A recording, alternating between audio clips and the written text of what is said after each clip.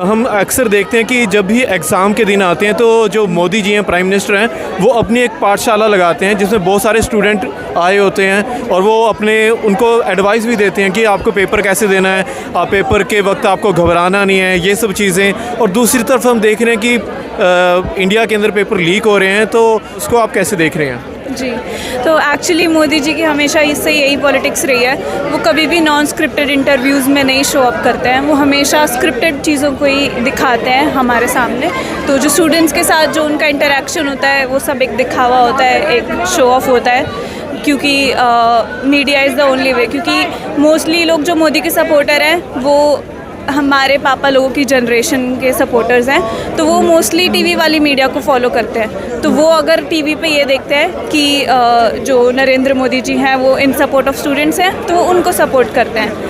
लेकिन ऐसा कभी भी नहीं रहा है कि मोदी जी ने फ्रंट फुट पे आके कभी भी स्टूडेंट्स के लिए शो अप किया हो। इतने दिन हो गए हैं, आज तक उन्होंने अपनी एक शब्द नहीं निकला उनके मुंह से। हर रोज़ वो अलग अलग कुछ ट्वीट करते रहते हैं, बट हमारे लिए उनके पास कुछ नहीं है कहने के लिए। और जो ये हम देख रहे हैं कि एजिटेशन चल रही है एक तरफ दिल्ली में, तो वहाँ पे जो अभी आपने भी वो तस्वीरें देखी होंगी कि जो पुलिस ऑफिसर हैं, कुछ वहाँ पे जो सिविल ड्रेस में भी हैं, वो जो लेडीज़ थी उनके ऊपर भी उन्होंने एक वीडियो तो ऐसी भी आई, उनको थप्पड़ लगा रहे हैं वो, है ना। तो ये जो तस्वीरें चल रही हैं उसको आप एज ए यंगस्टर कैसे देख रही हैं? क्योंकि आपने तो आगे जाके अभी जॉब भी करनी होगी, आप पढ़ रही होंगी, है ना। आपका जो कहा जाता है कि जो यंगस्टर होते हैं वो नेशन का फ्यूचर होते हैं।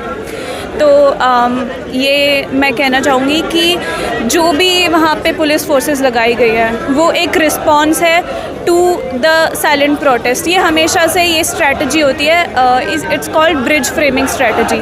इसमें क्या होता है कि जो पब्लिक होती है उसी के अंदर कुछ ऐसे एलिमेंट्स को इन्वॉल्व कर दिया जाता है जो पुलिस के अगेंस्ट एक्शन लें, जिसकी वजह से पुलिस हमारे ऊपर डबल जो है फ्रंट फुट पे हमारे पास एक्शन ले।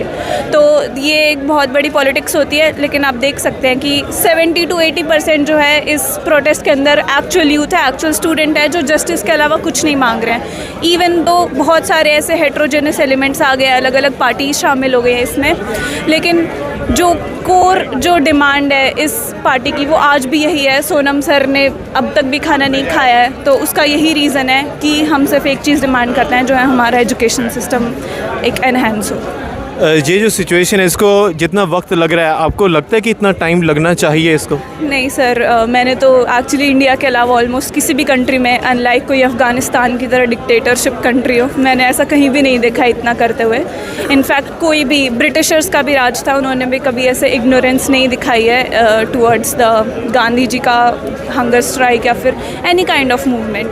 ये सबसे बड़ा जो है डेमोक्रेसी का हमारा ब्रीच ऑफ डेमोक्रेसी है। इससे ज़्यादा शेमफुल कुछ भी नहीं हो सकता हमारी कंट्री के लिए। आप स्टडी करती हैं? जी। कौन सी क्लास में पढ़ रही हैं आप? मैं फाइनल ईयर में हूँ। तो आगे अभी फ्यूचर इंडिया में देख रही हैं या इंडिया से बाहर? नहीं सर, मैं तो इंडिया में देख रही हूँ और मैं इंडिया की डिफेंस सर्विसेज में सर्व करना चाहूँगी। और मैं आज भी इस प्रोटेस्ट के लिए इसलिए शामिल हुई हूँ ताकि जो सोल्जर्स हमारे लिए खड़े हैं आज फ्रंटियर पे, उनके लिए एक बेटर देश हो।